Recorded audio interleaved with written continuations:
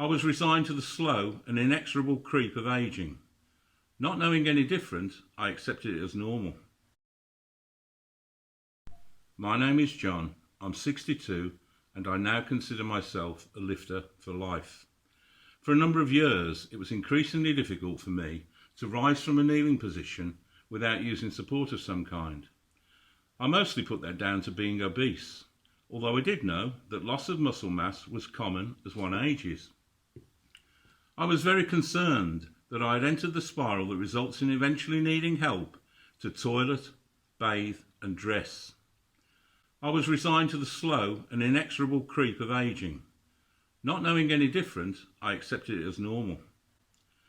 I did not know that this condition has a name, and what I was experiencing was pretty much a racing certainty, unless, that is, you did something about it.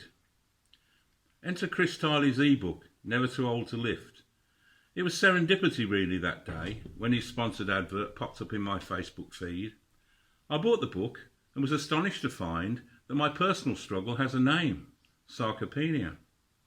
I was in with a chance of interrupting the spiral and, with work, maybe even reversing it. After completing Chris's programme, I was able to rise from kneeling unsupported. It was still quite difficult, but the progress held much promise. I am now on a programme that I hope will take me further along the path to restoring lost muscle mass and an independent life as far into my future as is possible. I would say to anyone, male or female, if you're over 40 and hesitating, you need to buy and read this book. It could very well change the rest of your life. It did mine.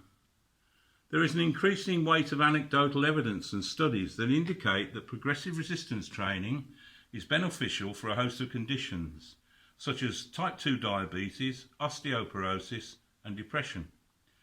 It also lifts the spirits and bestows an enormous sense of well-being that's particularly relevant in the teeth of this pandemic.